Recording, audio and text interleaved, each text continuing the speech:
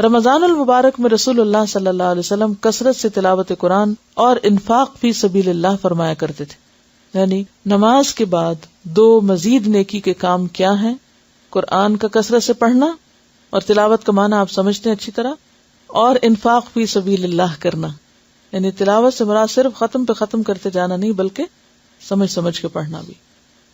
عن ابن عباس رضی اللہ عنہما قال كان النبي صلی اللہ علیہ وسلم اجود الناس بالخير وكان اجود ما يكون في رمضان حين يلقاه جبريل وكان جبريل عليه السلام يلقاه كل ليلة في رمضان حتى ينسلخ يعرض عليه النبي صلى الله عليه وسلم القرآن فإذا لقيه جبريل عليه السلام كان أجود بالخير من الريح المرسلة متفق عليه.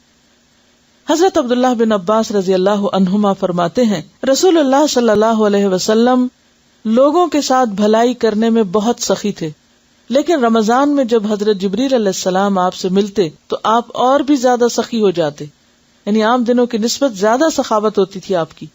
رمضان میں حضرت جبریل ہر رات آپ سے ملا کرتے اور نبی اکرم صلی اللہ علیہ وسلم رمضان گزرنے تک انہیں قرآن مجید سناتے. اس سے کیا پتہ چلتا ہے؟ سیکھنے سکھانے کا عمل بند نہیں کر دینا چاہیے.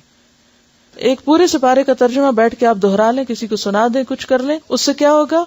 سبق بھی پکا ہو جائے گا اور یہ سنت بھی پوری ہو جائے گی کہ آپ صلی اللہ علیہ وسلم ہر رات جبریل سے ملاقات کرتے اور رمضان گزرنے تک انہیں قرآن مجید سناتے تھے. کیونکہ پڑھنا پڑھانا جو ہے افضل ترین عبادت ہے، یہ کبھی نہ بھولے آپ کو. جب جبریل علیہ السلام آپ سے ملتے تو آپ کی سخاوت تیز ہواؤں سے بھی زیادہ بڑھ جاتی. تیز آندھی جب چلتی ہے تو ہر چیز اس کی زد میں آ جاتی ہے. تو اسی طرح آپ کی سخاوت ایسی ہوتی کہ جس سے سارے فائدہ اٹھاتے. اسے بخاری اور مسلم نے روایت کیا ہے. لیلۃ القدر میں یہ دعا پڑھنا مسنون ہے، یعنی خاص طور پر ہر رات نمازوں کے درمیانی وقفے میں اٹھتے بیٹھتے کثرت سے یہ دعا پڑھیں. عن عائشہ رضی اللہ عنہا قالت قلت یا رسول اللہ صلی اللہ علیہ وسلم ارأیت ان علمت ای لیلۃ لیلۃ القدر ما اقول فیہا قال قولی اللہم انک عفو تحب العفو فاعف عنی رواہ الترمذی. حضرت عائشہ رضی اللہ عنہا سے روایت ہے میں نے پوچھا یا رسول اللہ صلی اللہ علیہ وسلم اگر میں شب قدر پالوں تو کون سی دعا پڑھوں؟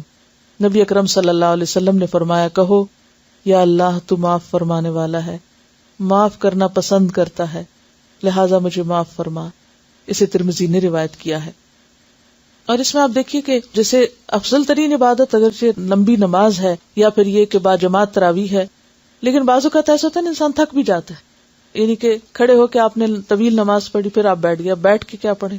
پھر آپ قرآن پڑھنا شروع کر دیں، پھر آپ کھڑے ہو کے نماز پڑھیں، اور جو ناظرہ قرآن ہے وہ نمازوں میں پڑھ لیں اور بیٹھنے کے وقفے میں ترجمے کے ساتھ دہرا لیں، حق تلاوت ہی کریں.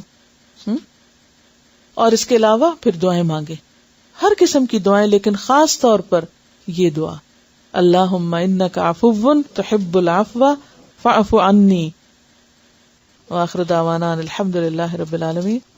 سبحانک اللہم وبحمدک نشہد ان لا الہ الا انت نستغفرک ونتوب الیک. السلام علیکم ورحمۃ اللہ وبرکاتہ.